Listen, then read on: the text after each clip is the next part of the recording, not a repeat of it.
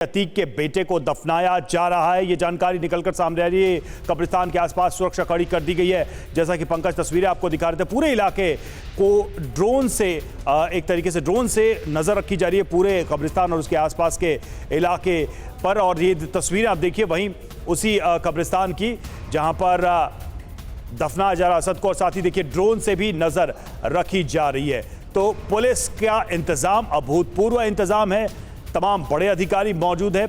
जैसा कि पंकज बता रहे थे कि आईपीएस अधिकारियों से लेकर तमाम दूसरे जूनियर ऑफिसर्स भी मौजूद हैं। ये देखिए, ये असद को दफनाया जा रहा है और उसकी तस्वीरें यहाँ पर बहुत कम लोग हैं यहाँ पर जिन लोगों को परमिशन दी गई है। पंकज जहाँ बता रहे थे कि एक लिस्ट है और उसी के हिसाब से कब्रिस्तान में लोगों की एंट्री दी जा रही है, बाकी तमाम लोगों को दूर रखा गया है। और ये इस वक्त आप देखिए असद को दफनाया जा रहा है और वहां पर बहुत ही कम लोग मौजूद हैं। रिश्तेदार जरूर आए होंगे, चूंकि परिवार इमीडिएट फैमिली का कोई भी मेंबर उपस्थित नहीं हो सका है। उसकी वजह हैं अतीक अहमद खुद इस वक्त कानूनी शिकंजे में, वहीं दूसरी तरफ असद की मां फरार, और इस वजह से और दूसरे भाई भी जेल में बंद हैं। तो जो इमीडिएट फैमिली मेंबर्स हैं वो तो नहीं आए हैं, लेकिन कुछ रिश्तेदारों के पहुंचने की बात कही जा रही थी, कुछ जानने वालों के पहुंचने की बात कही जा रही है, वो यहां पर मौजूद हैं। फातिहा पढ़ा जाएगा और उसके बाद फिर दफनाया जाएगा असद को।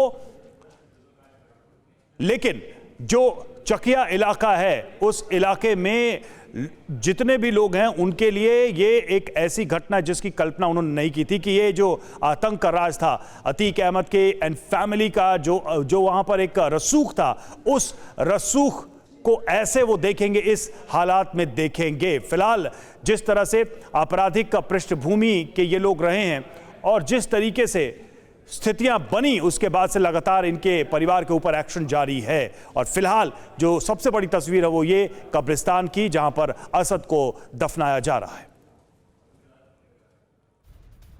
और पंकज हमें जानकारी लगातार दे रहे हैं। पंकज, हम तस्वीरें दिखा रहे हैं दर्शकों को, फातिहा पढ़ा जा रहा है, अब जो दफनाने की जो प्रक्रिया है वो आगे बढ़ रही है। और यानी करीब 11 बजे के आसपास ये जो पूरी प्रक्रिया। जी हाँ, बिल्कुल। मैं बताऊं कि चूंकि इसके आगे बाउंड्री वाल है, मैं वहां से दिखा नहीं पा रहा हूं, तस्वीरें नहीं आ पा रहे हैं, इसीलिए तब तक हम वो कब्रिस्तान का इलाका दिखाते हैं। जो एम्बुलेंस सामने दिख रहा है उससे उसकी बॉडी को, असद जो पुलिस मुठभेड़ में मारा गया, उसकी बॉडी को निकाला गया और यहाँ के इमाम और खादिम जो होते हैं वो सब लोग हैं। और एक परिवार की तरफ से मुझे जो जानकारी मिली है कि जो बॉडी लेने गया था, जो उसका फूफा है डॉक्टर अहमद, वो गया था, तो सिर्फ वो यहाँ पे मौजूद है परिवार की तरफ से। और वो जो आप कह रही हैं बिल्कुल बात सही है, अंतिम संस्कार की वो प्रक्रिया शुरू हो गई है, फातिहा पढ़ी जा रही है। उसके बाद करीब 100 मीटर दूर वहाँ पर जहाँ वो कब्र खोदी गई है, जहाँ की अतीक के फादर, अतीक के अब्बा और उसकी माँ दोनों की कब्र हैं, वहाँ पर उसे दफनाया जाएगा। तो ये प्रक्रिया शुरू हो गई है। एक और जानकारी जो सामने आई कि 36 घंटे बाद शव को लाया गया गुलाम और असद के, तो क्या ये प्रक्रिया में इतनी देरी क्यों हुई? क्या कल किया जा सकता था दफनाने की जो प्रक्रिया है? ननिहाल पक्ष के रिश्तेदार हैं वो यहाँ पर हैं, जो सगे नाना। देखिए, उसमें कई तरह की बातें हैं, लेकिन जो मुझे जानकारी मिली उसमें कुल मिलाकर ये था कि कल जुम्मा था, शुक्रवार था, और जिस तरीके की भीड़ हो गई थी, और ये पहले कहा गया कि परिवार के लोग जाएंगे। नाना और फूफा पहले निकले थे, नाना और मौसा, वो बीच रास्ते से लौट गए। उसके बाद में जब तय हुआ कि नहीं, परिवार को ही दिया जाएगा, आपने देखा होगा कि उधर झांसी में भी कब्र खुदने लगी थी, वहाँ भी वैकल्पिक इंतजाम किए जा रहे थे। फिर बाद में तय हुआ कि नहीं, परिवार को ही दिया जाएगा किसी सदस्य को बॉडी। तो फिर जब वो देर शाम पहुंचे हैं वहाँ पर उसके फूफा, उसके बाद बॉडी वहाँ मिली है उनको।